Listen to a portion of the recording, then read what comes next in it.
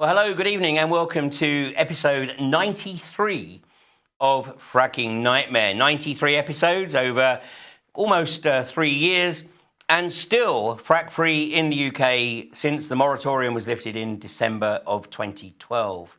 Now, on last week's programme, we had the return of Brian Monk, and he was giving us an update on the situation in southern Queensland and what life is like living amongst the 18,000 wells that have been drilled in southern Queensland over the past decade. And a little later on this evening, I'm going to be introducing a new guest to Fracking Nightmare, who will be joining us from North Texas. And she will be sharing her experiences of living in the gas fields around the Dallas-Fort Worth area, i.e. the Barnett Shale Play. But before I introduce her, I want to give an update on the Harrogate debate. Last week I mentioned that on October the 6th, Thursday, October the 6th, that's about 2.5 weeks from now, that the Harrogate Debating Society were going to host a debate, and the motion of that debate is this House calls for an immediate end to fracking in the UK. And this was posted on their website. Now, I had been on the bill to participate in this since early August. And although my bio only went up on the website 2 or 3 days ago, nonetheless, it was common knowledge that I was going to be part of the team supporting this motion. Well, imagine my surprise to find that on Saturday, the opposing team had announced their withdrawal. And I want to read you the statement that they had posted. And we'll bring it up on screen so that you can see it for yourself as I read it through. On the 6th of October, Ken Wilkinson and Lorraine Allenson were booked to address the Harrogate debate group. Unfortunately, they both decided to cancel, and they have released this statement. We were initially booked to be involved in the debate at Harrogate, and the organisers led us to believe it would be a genuine debate about fracking in front of their core supporters, which we would have expected to have open minds. Once Ian R. Crane was brought in to oppose us, we were disappointed and surprised that no one more credible could be found. The open selling of tickets would also ensure that the audience would no longer be open-minded. It's a somewhat telling observation. We do not wish to share a stage with someone with such perverse views about 9/11 out of respect for those who died. We wanted a real debate, but all they could put up was a 9/11 denier who thought a secret world government was manipulating North York's local council into the genocide of 90% of Yorkshire's population. This sadly shows what extremists they really are, and we are extremely disappointed with Friends of the Earth for being willing to share the stage with him. Well, I think in some respects they must be confusing me with somebody else, but never let the facts get in the way of an excuse to pull out of a debate. Well, what can I say? It's supposedly challenging the official version of events is all of a sudden a denier. But, if somebody is going to literally believe everything that the lamestream media presents without applying any epistemological integrity, I think that actually speaks volumes. But just here we are, not even 48 hours later, and apparently the debate is back on. And this is a statement that was posted on the Harrogate debate website earlier today. I do believe it's now been removed, but this is the statement. It said, Harrogate debate is pleased to confirm that the debate on fracking on the 6th of October 2016 at 7 p.m. in the Wesley Chapel is now back on. Some of the speakers had concerns about security. These concerns have been alleviated. Harrogate debate is liaising with the police who will be present at the debate. Well, actually, there's some elements that, we might actually want to debate the police and about the way in which they police peaceful protest. But all of a sudden, any reference to the 9/11 denier, God forbid, is removed, and it becomes all about security. So I'm sure you can paraphrase for yourself. I don't think it needs very much more explanation as to what's occurring here. But this is apparently the second time that the opposing team have withdrawn and then suddenly decided that they are going to participate. And one hopes that the chairman of the debate will ensure that the debate focuses on information.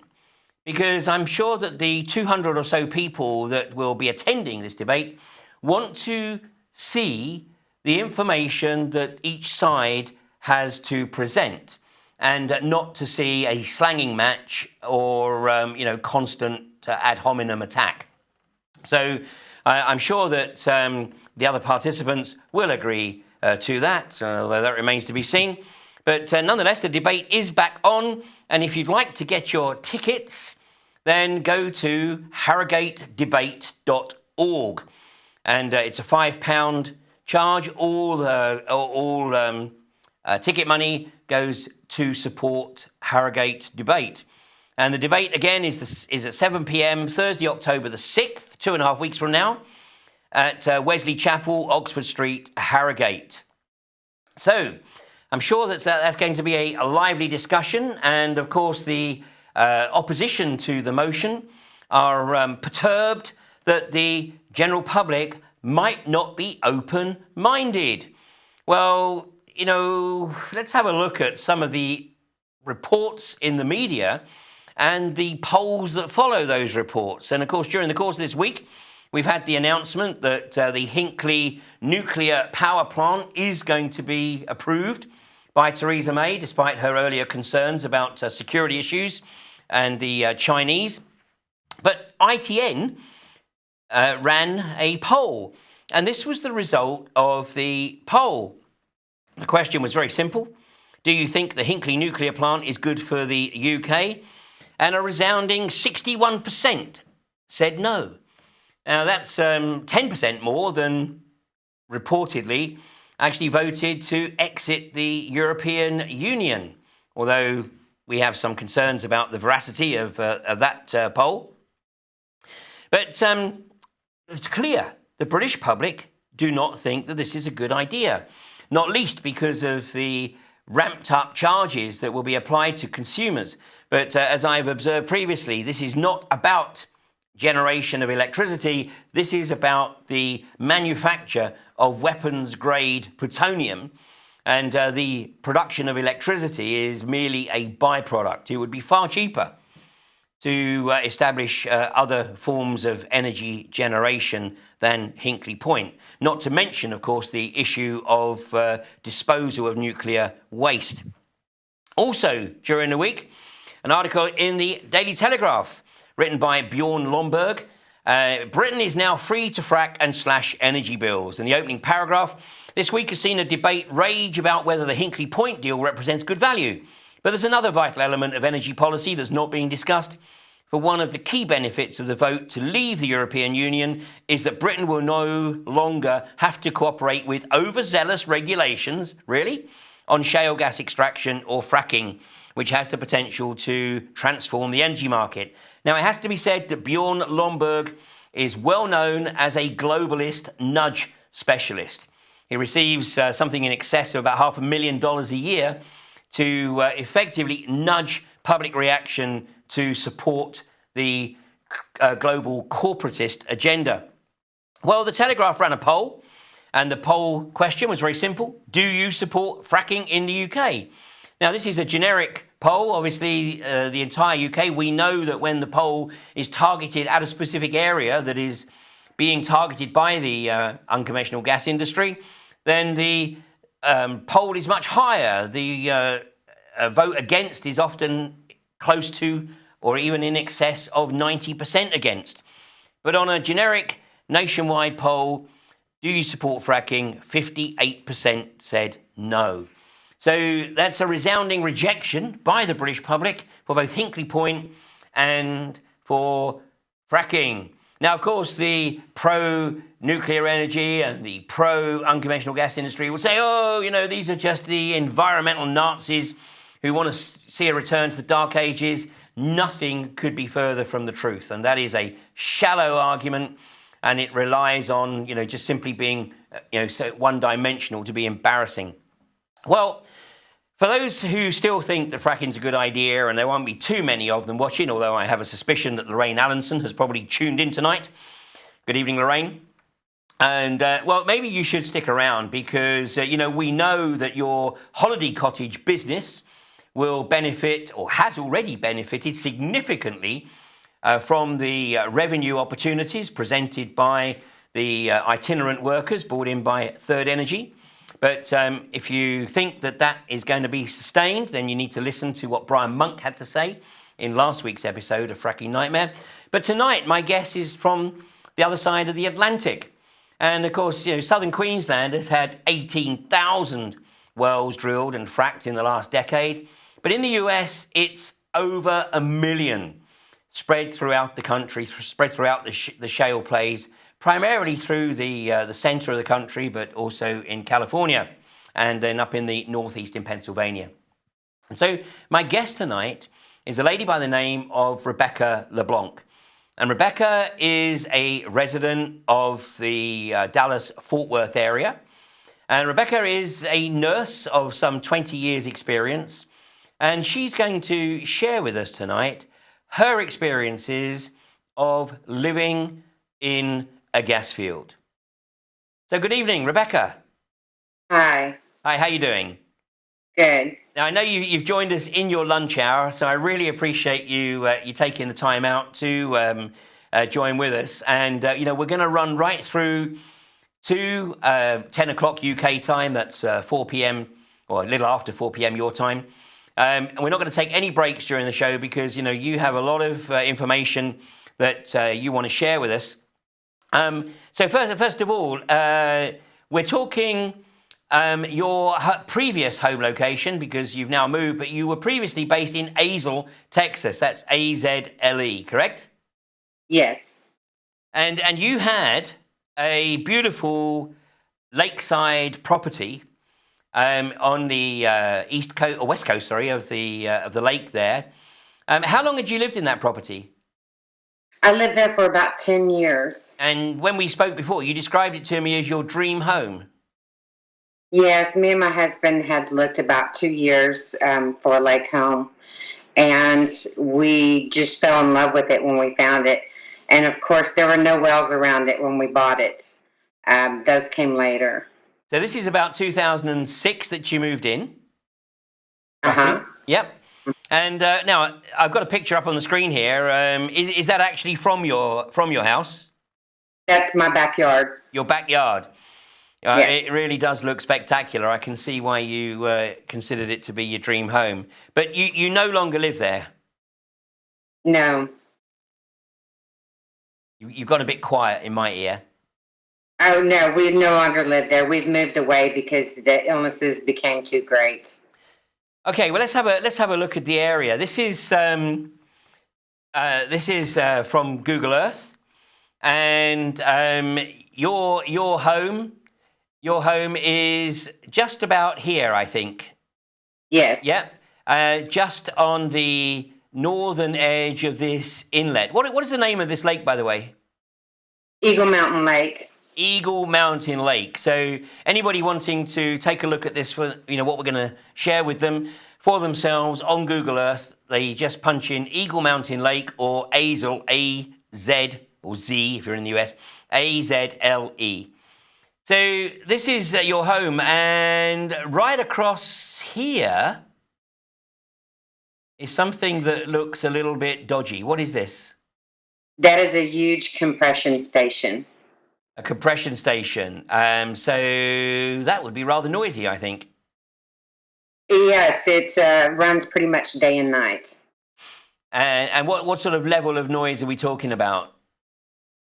You can pretty much hear it from inside the house. It's a very well insulated house, and we could hear it on some days inside the house. Not all the time. You could pretty much hear it all the time when you're outside. Constant motors running, and sometimes they would actually release gas, and you'd hear like a big jet sound. And I think right next door to it is actually, or just to the south there, is the well site. So this obviously is a producing gas well, because there's no other infrastructure there. But so all of that, how far is it from here to here? 750 feet to my back door. 750 feet. I mean, we got, there we go, 750 feet from here to here. These are the old gas wells. And now you've put here, is this a frack pond? I've taken a look at this, and I must say I don't think it is, because it's not fenced and it's not directly adjacent. So that doesn't look to be an evaporation pit, but it certainly would contain runoff from the pad here. So even though it's not an evaporation pit, there's a very strong probability that it would have some contamination just from the runoff. So not a particularly pleasant environment. So I can see why it was that you felt you had to move.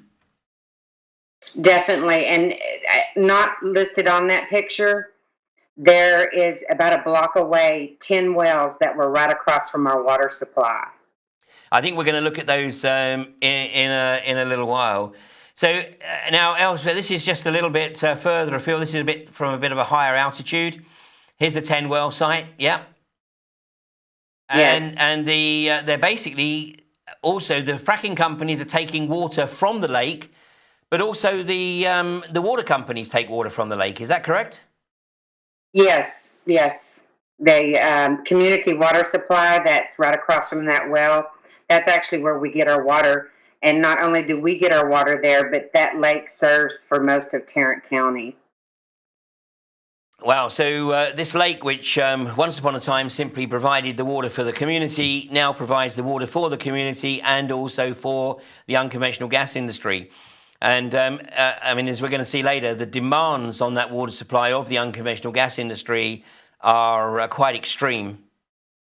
This is what the lake, well, this is actually a start of a depletion, isn't it? Yes, and we were in a drought, a 2-year drought at that time, and they were still pulling water off.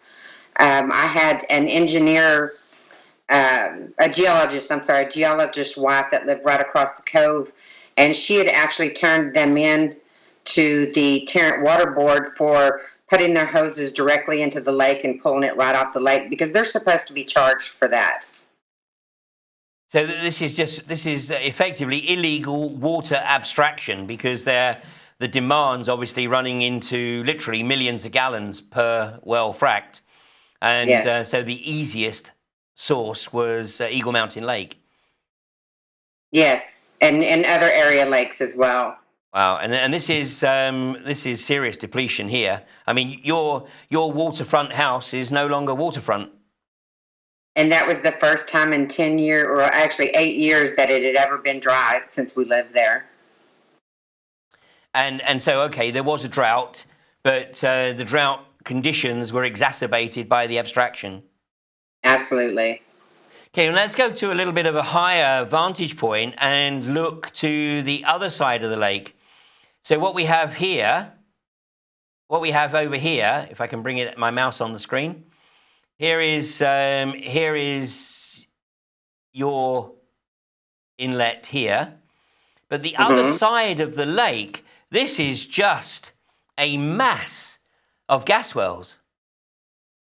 Almost every other block you can see a gas well. All the dots are actually gas wells, and you can pull that up on Google Earth as well. And it's just like a connect the dots. Every other block there's a well or 10. And are there any residences over there? Oh, it's completely full of residences, both sides, all around the lake. So I can see that this was prime real estate a decade ago. Yes. And we're going to talk about house prices in a little while, but I mean, I can see that you know, the area has become somewhat less attractive. Yet you did manage to sell your house. I did. So was that to somebody who works in the gas industry?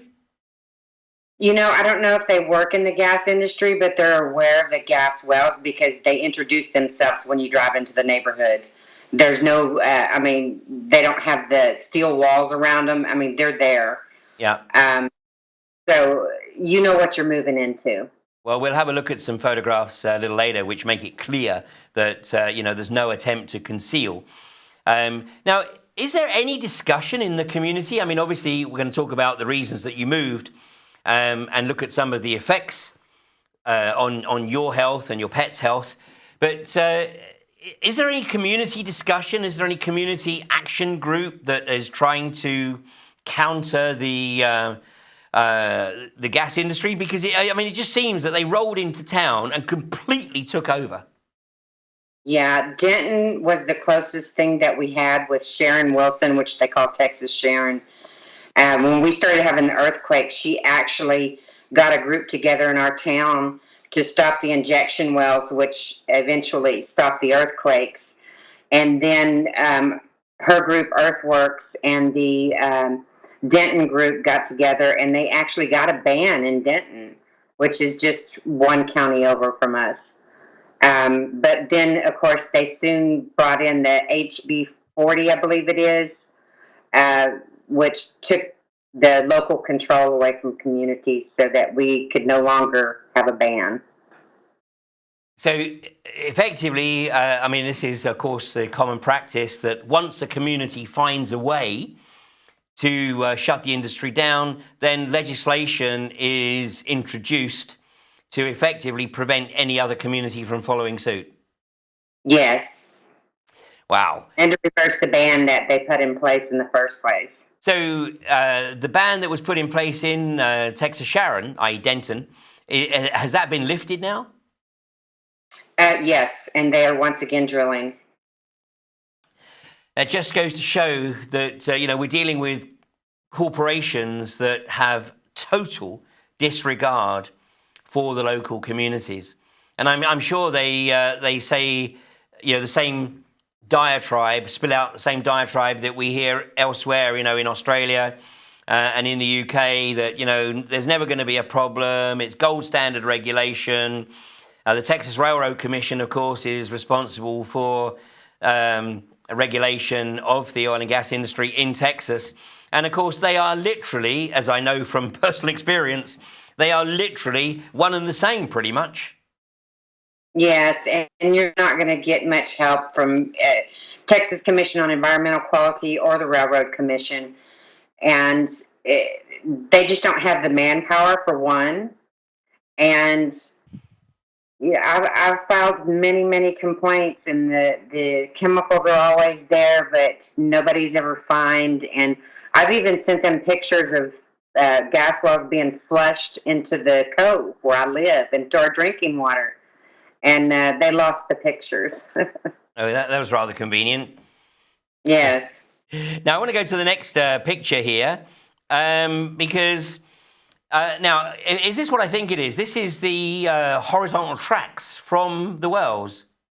Yes. So this basically is demonstrating the degree to which the whole area around Eagle Mountain Lake has been undermined by directional drilling.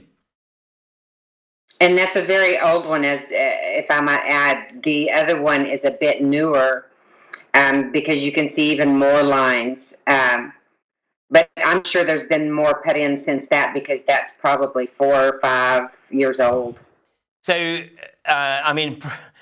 all of these wells are effectively going directly under private properties. Yes. Okay. Now, am I correct in thinking that Texas is split estate? In other words, the landowner doesn't get any benefit from the drilling unless the oil or gas company wants to give them something? If you have oil and mineral rights, you can get something, of course. If you don't, they take precedence, and they can do whatever they want to. Like on the properties we lived on the lake, nobody owned mineral rights. I believe they're owned by the city or by the drilling companies. So no one had any choice in the matter of where a well went.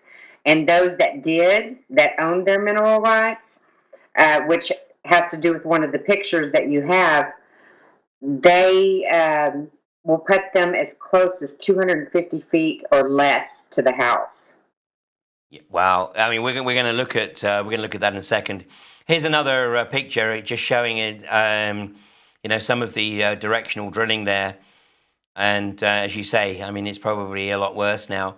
Let's go back to this area here, because this is, I think, something that we pulled up as we were going into Google Earth and just looking at the area. So we've got all the well sites here over on the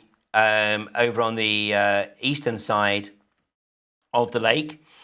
And then we got this pad here, and then we literally zoomed down to this pad, because obviously right opposite the pad, you've got properties here.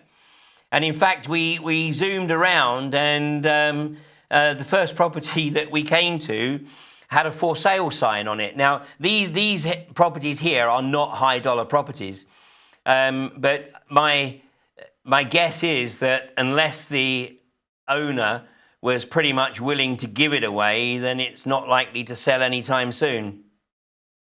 That's right. And another thing that is happening is the oil and gas industry, they're buying up properties. They're fracking and drilling on the property, and then they're selling off large portions of it while they're still fracking and building brand new, and I'm talking beautiful, expensive homes on the other side of the road from where they were fracking, so that they can recoup some of the money from the property. And you see that happening a lot. I found that out a lot when I was looking for houses, because it's difficult looking for a house not near a well when you live in the shell. So some of those, I mean, I know we're gonna see a picture in a second of what looks like a beautiful home right opposite a well site. I mean, I guess they're relying on people not doing their due diligence and just sort of, or actually people who work in the oil and gas industry who seem to be in many cases immune, unless of course your name is Rex Tillerson, CEO of Exxon, and then of course if anything encroaches on your property, you fight tooth and nail to make sure that it is kept away. But for many of the employees, they just accept it as norm and almost take it as a badge of honor that they're living so close to a well site, without doing any research into the longer term impacts. And the problem is a lot of people don't know what they're living next to. I talked to one lady, and she had already gotten cancer. She lived right across the street from that compression station. And she thought it had to do with the water supply. She had no idea it was even a gas well. So people they don't know. I wouldn't have known until we started getting sick and all this started happening. I would have never known that was a gas well. I would have thought it had to do with the community water supply too, since it was right across the street. And of course, that's a myth that the oil and gas industry is more than happy to sustain. Now, I mean, I'm going to show you this one because you sent me this picture, and this is looking at the air quality. And what we can see here is that the area of Pelican Bay, which is on the western shore of the lake, and we see that the air quality recorded here is way above the EPA level of concern. And my guess is that the EPA level of concern is already way above where it would be regarded as actually healthy. Absolutely. And they say they place air monitors throughout the city, but I think they may be strategically placed because they're not picking up what they need to pick up, in my opinion. Well, yeah, we've seen that before, even here, where the air monitors are strategically placed, particularly to be exposed to any wind or breeze, so that there's less likelihood of actually picking up anything. And then property prices. So you've sent us this. This is the property prices. I mean, there's some. I would consider that a lot of these prices. I mean, okay, $65,000 for a property. That you're not going to get much property for that. I mean, we can see over here on the right-hand side of the page the sort of property you're going to get for $324,285. And okay, a sort of single level property, bungalow as we would call it here, for $126,000. But how much would you say the presence of the gas industry, how much impact has it had on property prices around Eagle Mountain Lake? I don't know what the houses are selling for. I know that they're taking longer than usual to sell, or they're not selling at all, because there's 3 properties that ranged from 2 to 400,000 that were on the other side of the cove, or actually a cove over, that sat for 2 years. Where normally these properties would sell. I mean, there's $1 million homes in the neighborhood. For a while, I couldn't sell mine. I tried to sell it twice. And I put it way below market the first time and didn't sell. And of course, they were pulling water out and we were in a drought, so I'm sure that affected it. But I think they're affecting the price definitely. How, I can't tell you how much. I don't have that much knowledge in that area, just looking at homes. Do you feel that you got your full market value for your property when you sold it? I lost a little bit. Okay. So you were fortunate. Yeah, I was. We've really gotten good rains. The water was up. And I had put about 10 grand more in it to get what I got, but I still was down. Okay. Well, so now you've moved into Weatherford, and we'll talk a little bit about that later on. But let's take a look at some of these photographs, because here what we can see in this picture is what you were describing earlier, where you literally have properties right up against the well site. Yes, and that man is really, really sick. I spoke with him. He's really, really sick. He had the mineral rights there, and because he allowed them to come on in his property, then they pretty much have the lay of the land. They can put it anywhere they want to, and it is literally just steps away from his house. So do you have any idea how? I mean, just ballpark, but do you have any idea how much money he has received from the gas company for those mineral rights in return for allowing or permitting the pads to literally come right up to his property? Well, he said he used to get a couple hundred a month, and that's trickled down. He says he barely gets anything now. Is that a couple of $100,000? No. $200? Couple $100, yes. So he has sacrificed his health and obviously the immediate visual impact, but most significantly his health, and probably, of course, the value of his home, because I can't see too many people being excited about buying a property with a well site that close to property, all for $200 a month. Yes, and he still has no idea that that's causing his illness. I mean, we talked about it, so he does now. Right. And it kind of clicked. Yeah, no, I said in the introduction, I mean, you're a nurse of some 20 years experience. Do you have any speciality, or is that general nursing? General, I worked a lot in telemetry, the cardiac unit. I worked some critical care. I've worked med surg, orthopedics, minor emergency, family practice, and reviewing about 30 charts a day in all different specialties. So I have a little bit of experience. Right, so you've got a pretty good idea what you'd be looking at when either your health is impacted or people in the community's health is impacted as a result of this industry. Absolutely, but I'm baffled by some of the things that I see. As well, the doctors are as well. Well, the reality is that unless there is any full analysis of, the water, the soil, the air, then, the industry is more than happy that there isn't any analysis, because if there isn't any analysis, then obviously it can't be attributed to them. Yeah, and that's what gets me. When I would call TCEQ, which is the Texas Commission on Environmental Quality, out, they would do air canister tests, and they would show 50 plus chemicals. The chemicals were all there. And what bothered me the most is that these chemicals have been studied individually in a working setting such as, 8-hour a day to employees, that type of thing. But they haven't been studied in conjunction, these chemicals mixed together. And that's what these people are being exposed to. And a lot of these chemicals are heavier weighted. So if you live in lower lying areas like we did down in the valley, those heavier chemicals, they drop to the bottom.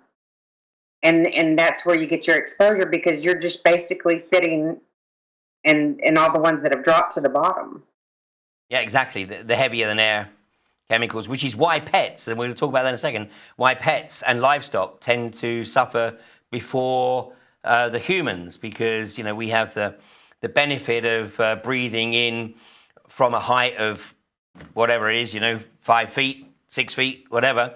Yeah. But so it's always pets, livestock, and children who are the, if you like, the canaries who experience the problems first. I want to bring this picture up on screen because this is one of those high dollar homes that we talked about. I mean, even though it's you're a bit back here, you can see the well site here, and these are the wastewater tanks, I believe, aren't they? Yes. So this is and that house is still for sale for $350,000. This house here. Yes. It's sold for $350,000. No, it's still for sale. Oh, it's still for sale. Oh, yeah. Well, good luck with that. Yeah. I mean, obviously, this is right opposite. This is obviously still an operating pad here, because obviously they're keeping the produced water in. I noticed that there's on the Google Earth, there's actually no evaporation pit. So it looks like that. Obviously, because it's in the community, any evaporation pits would be a bit obvious. So it looks like they're trucking it away, but we don't know, of course, where it's being trucked to. Yeah, we have a good idea, though, because that's part of what caused the earthquakes. They were trucking it to Boyd, which is just like a mile or two away, and they were putting it injection wells. And when Texas Sharon came to Azle, they took a busload of people down to Austin and fought. And some said that they were injecting it at too high of a rate and it was causing the faults to slip. But whatever they did, the earthquake stopped. And then they started having them in Oklahoma. So I just assumed that they started shipping the frack water to Oklahoma since it's not far away. Right, because you're up in North Texas. Oklahoma is the state due north of Texas. And of course, Oklahoma has become the earthquake capital of the United States. In fact, I believe that literally in the last couple of weeks, Oklahoma has started to slow down and actually ban re-injection in some areas. But the last time I checked, which admittedly was a few months ago, Oklahoma had something like 12,000 injection wells. Yes, I don't know how many they have, but they have quite a lot, and the earthquakes have just been constant. In fact, they had a big one last week or two that actually shook all the way to Texas. They felt it in Texas. I think that was the one that actually led to some of the wells being shut down. And these are, of course, the monster trucks that they're... I mean, these are about twice the size of the vehicles that are permitted on British roads. But I mean, these trucks, they're almost 18-wheelers, aren't they? I mean, they are just enormous. And there must be, so I mean, there's got to be a constant flow of these trucks, from the area. It is constant, and the sites, they put the sand, the silica on the bottom of the sites, so they're driving through that silica, and it's constantly kicking that up, along with all the other chemicals that we're getting. So another problem is going to be the silicosis. Yes. And I'm guessing, but there's probably nobody actually monitoring any increase in the rates of silicosis. None that I've heard of, and I've researched this quite a bit. And are you aware of people, an increase in respiratory problems in the area?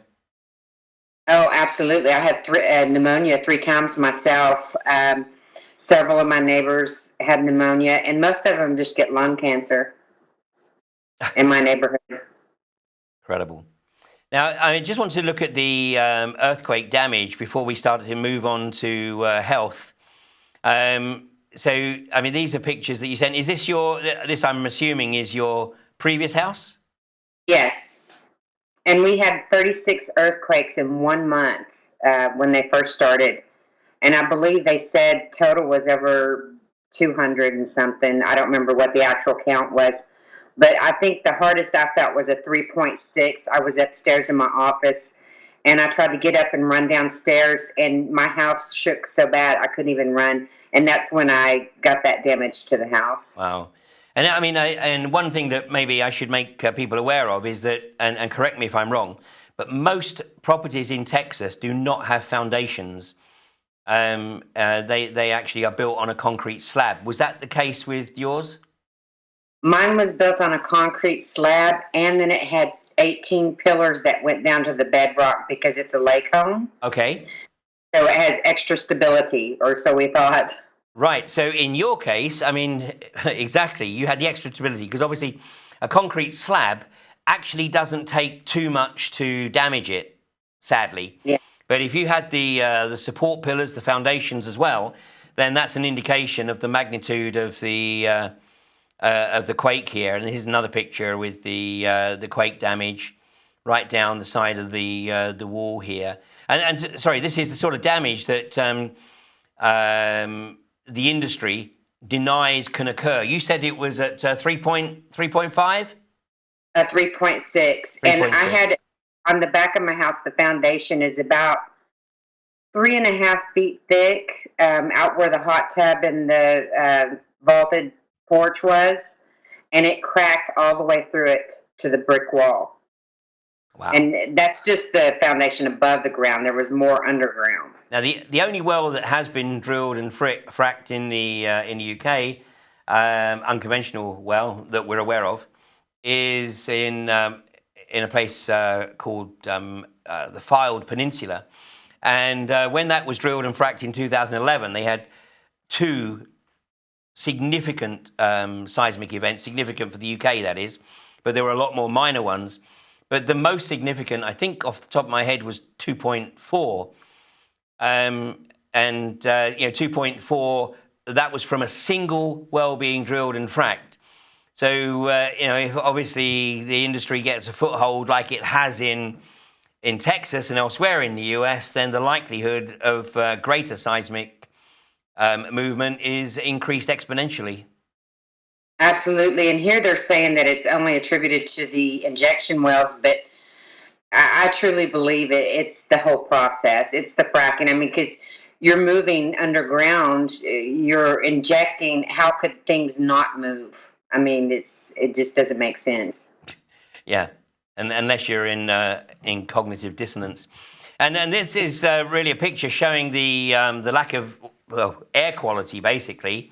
I mean, this is the haze, and I mean, I remember these hazes in Houston when I lived in the States 20 odd years ago, and these hazes would manifest when there were problems, with some of the refineries or other chemical plants on the Gulf Coast. Yes, and it's getting worse here. The asthma rates are going up. More children having asthma attacks, and I've lived in Fort Worth all my life, and I don't remember it ever being hazy like this. Maybe once in a blue moon when you had an overcast day with the clouds holding things down, but it's just not the norm for Fort Worth. And now Dallas-Fort Worth, I think now coming on almost 2 years, but Dallas-Fort Worth actually banned fracking in the city limits. Well, let me rephrase that. They didn't actually ban it. What they did was they introduced an ordinance where you couldn't actually establish a well within, I think it was 2,000 feet or something of that order, of a public building, either a residential building or a building that was used as a workplace or any other public use, which effectively was a way of shutting it down. But to the best of your knowledge, has that held up, or are they back drilling and fracking? Dallas is the only one you cannot drill on city limits, and Fort Worth you can drill, and Weatherford's the other one you can't drill within city limits. But they have them next to, and it's sad because they have them next to the housing apartments projects in the cities, and they literally, you can throw a rock at the well sites as well as the tanks. They have the that are supposed to be lines that aren't lines, and they're literally 100 feet maybe. Wow. Next to a whole apartment community. Well, and yet we say these are the apartments, these are the projects, so this is the lower end of the social strata, well, you know, they're not slow to establish well sites next to $350,000 properties. So I can imagine that, you know, projects might as well drill right through the floor. Yes. Now let's have a look at some of the health impacts. I mean, I think you have 2 dogs. Yes. And yeah, just talk us through the impact on the dogs, because like I said, it's pets that normally suffer first because, of course, they are much nearer to the ground. They're breathing much nearer to the ground. And it's why pigs generally are the first livestock. And in fact, in 2 weeks' time, we have Helen Bender, who is the owner of a pig farm in southern Queensland. And she's going to be speaking with us and showing us some very, very disturbing footage of the neurological damage caused to pigs as a result of the unconventional gas industry in the area. And that's primarily because obviously their snouts are literally at ground level. So all the heavier than air toxins sink, and they're the first ones to get them and suffer. So the dog here, your dog is obviously in the same situation there. So explain to us what's occurred with your pets. Okay, that's the female right there, and her eyes would constantly weep. I had to take her to the vet. She would get conjunctivitis. It was so bad. And she developed what I thought was mud. I thought she was maybe rolling in the mud, but actually a brown rash down both of the sides of her legs. And my family's seen her recently, and they can't believe how good she looks since we moved. My boy dog also developed that rash on his bottom. You can kind of see towards the back where it looks a little brown right behind the black, and on his tail. Down here, yeah. And I thought same thing, that he'd been in mud, but it was a rash. You couldn't scrub it off. And nobody could determine where it was coming from.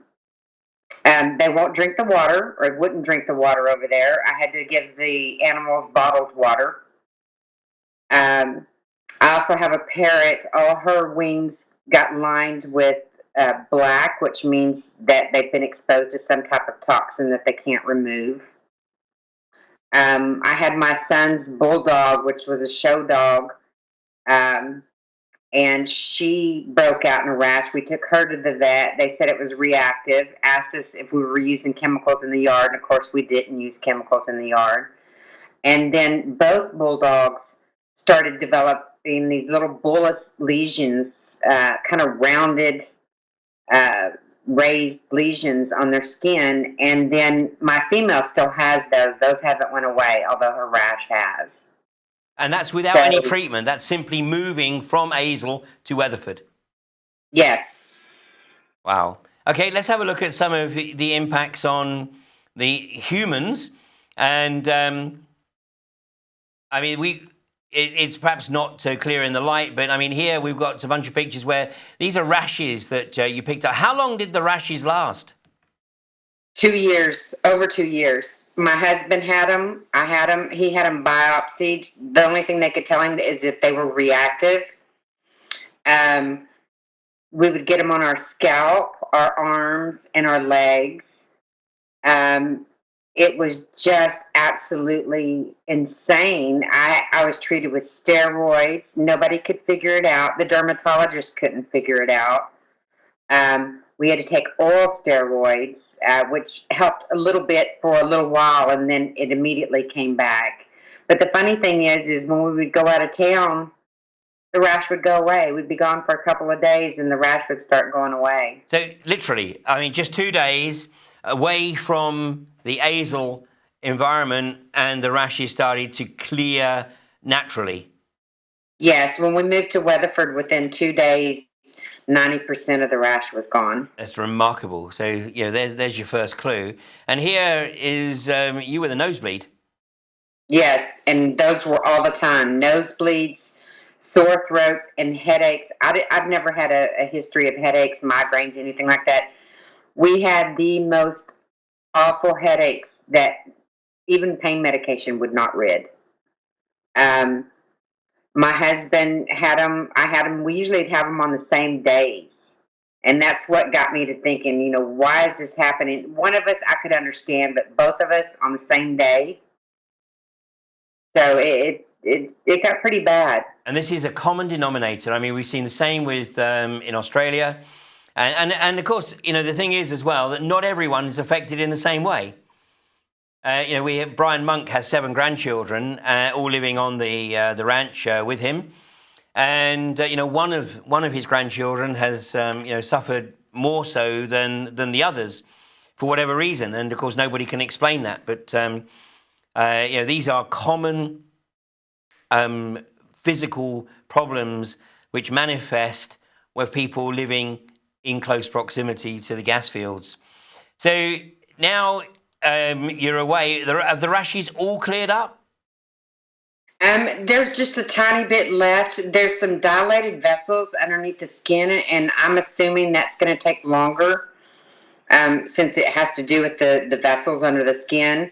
One thing that was really, really bad that has not completely resolved, my ducts quit working. My lacrimal ducts, my tear ducts. I would have the sore throats and the swelling of the tonsils, lingual tonsils on the back of the tongue.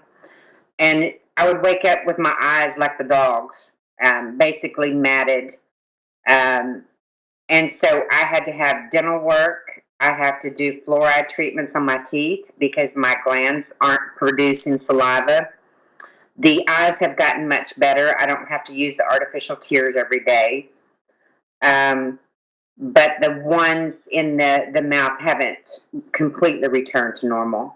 Did you say you had a fluoride treatment? Yeah, I have to do fluoride treatments daily on my teeth because it started affecting my teeth. When you don't have saliva, everything just is like acid to your teeth. Wow. And so daily I had to do fluoride treatments. And it's funny because when I went to my dentist, he lived a block away from me. And his wife just got diagnosed with an autoimmune disorder, which we are seeing a ton of over there. And it zapped her thyroid. And the most prevalent diagnosis I am seeing is hypothyroid. I don't know what is going on, but 90% of the patients that I'm seeing have no thyroid left. And I don't know if it's pulling radon up from under the ground. I'm like the doctors. I'm shaking my head. I don't understand it. Wow. Hey, I must confess, I'm not a healthcare professional, but you might want to take a look at the impacts on fluoride. Because fluoride is also a toxin. I know, but it's that or lose your teeth from lack of lacrimal glands. It's kind of caught between a rock and a hard place. Yes, yeah. Definitely. So now, at the start of the show, you saw my comments regarding the fracking debate and the fact that one of the people in the team opposing the motion, which is to ban fracking in the UK, one of the people opposing the motion, she owns a number of holiday cottages. She has reportedly, it's a matter of public record, she has reportedly benefited, or her business has benefited, from the gas industry moving its itinerant workers into her holiday cottages. And consequently, that, in her mind, justifies being an advocate for the unconventional gas industry in an absolutely stunningly beautiful part of the UK. What would your counsel be to her and others of similar opinion? It does not bring prosperity.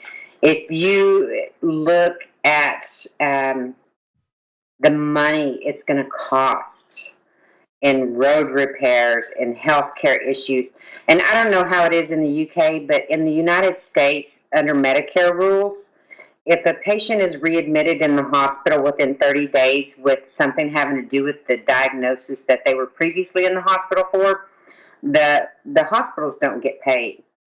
So these people are getting exacerbations of their chronic obstructive pulmonary disease, pneumonia, these types of things, and they're being readmitted. Well, that affects our health care dollars. And then who pays for that? Well, the taxpayers are going to pay for that, or the people who are insured are going to be having to pay more out because the insurance companies are going to have to pay more out. And then you get the destruction of land and property and cleanup and air quality and cleaning water. And people just don't realize that it's not a really economical thing. So your counsel would be to encourage them to do their research, which of course is what we always encourage people to do, because the information is all out there, isn't it? I mean, it's wonderful that we have people like yourself who are speaking from personal experience. I mean, let me put it to you bluntly. Would you ever recommend anybody considering living in close proximity to a gas well or a gas field? Absolutely not. Not in any form or fashion, no. That's pretty definitive. And you talk about the healthcare. I mean, in the UK, of course, at the moment, we have a two-tier system. There is private healthcare for those who either have it as a company benefit or those who are able to afford the premiums. The rest of the population is reliant on a rapidly deteriorating National Health Service. It's being deliberately deteriorated to effectively destroy it, to bring about a US-type private healthcare system. So in reality, the vast majority of people don't have the resources to be able to afford private healthcare, and they're reliant on the National Health Service. And what would happen is that basically they might get to see a doctor, but then they wouldn't necessarily get to see a specialist for weeks or months later. And if they can't pay for it, who's paying for that? Well, the National Health Service, we have a National Health Service in the UK, so it's paid for out of, in theory, taxes or national insurance contributions. But because the whole system is being effectively deliberately wound down, then whereas a few years ago people got the treatment they needed relatively quickly, now you're lucky if you actually get to see a specialist. You've pretty much got to be dying to be able to get sort of emergency treatment. Anything less than sort of an immediate life-threatening situation. And in some cases, people are suffering for months, if not years, before they see a specialist. And then, of course, if the specialist can't diagnose, then they're just put on experimental drugs until something works, or they just keel over. And just like in the US, the pharmaceutical industry is actually responsible for a significant number of deaths as a result of properly prescribed medication. So again, it's rock and a hard place, isn't it? They need to be scared. I just spent over probably $7,000 in specialists trying to figure all this out to give me a diagnosis. I would have loved to be wrong. I would have loved to be given a diagnosis to say that what I'm thinking about the wells is all wrong, but nobody's done that. Nobody can. And did you get a diagnosis? No. So $7,000 and you're still none the wiser? No, and there's one doctor that you can go to in Dallas, but you have to have tens of thousands of dollars, and they'll test for the exact chemicals. I have begged at the hospitals for them to test me for the chemicals, the BTEX, so to speak. Yeah, benzene, ethylbenzene, toluene, and xylenes, absolutely. Yeah, the most destructive chemicals. Yeah, yeah, and of course here in the UK, the people behind or pro fracking say, but we're not going to be using BTEX chemicals in the drilling process. No, but that doesn't take account of the naturally occurring BTEX, which is released when they drill into the geology. Well, we're coming to unfortunately, time does fly, Rebecca. But just before we go, the sad thing is that the ban on unconventional gas exploitation, the moratorium has been lifted. There's a moratorium in Scotland.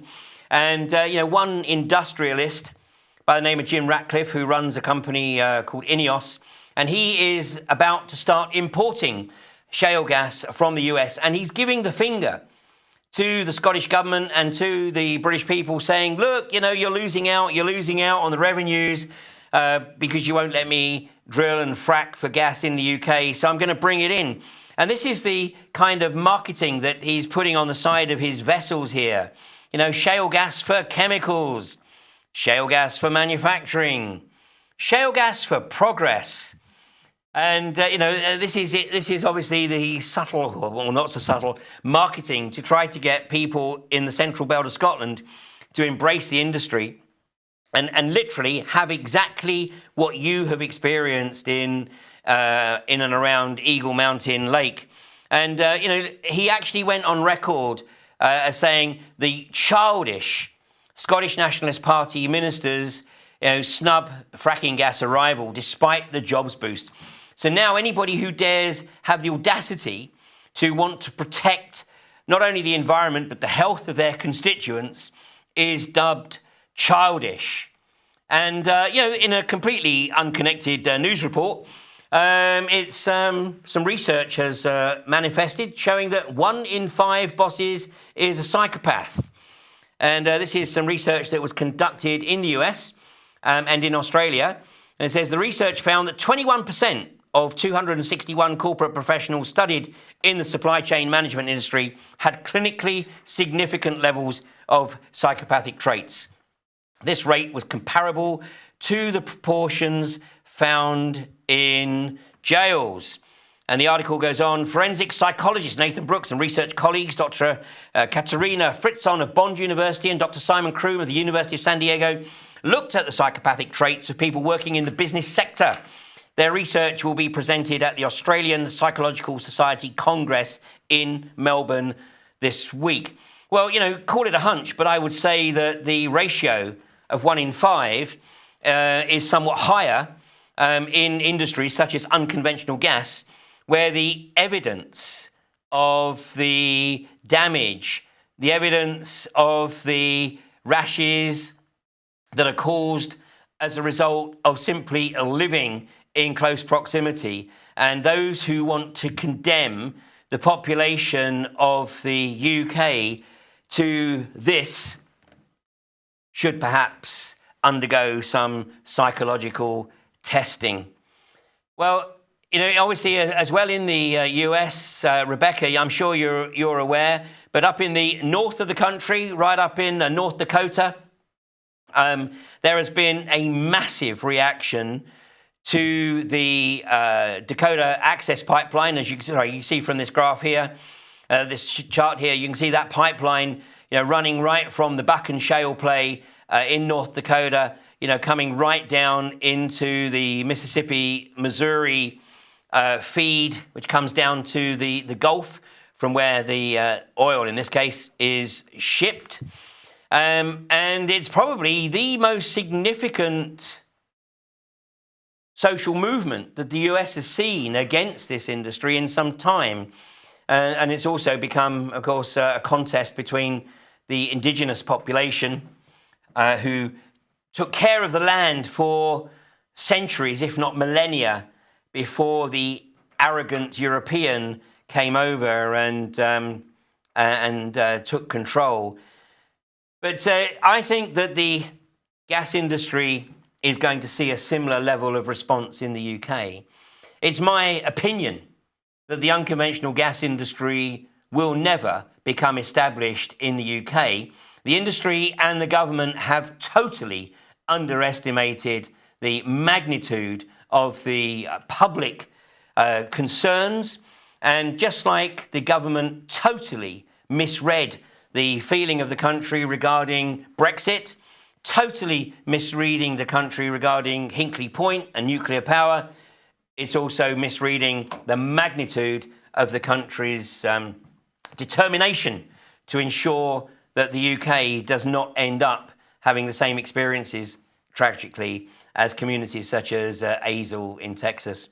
Rebecca, final words. Thank you so much for joining us this evening.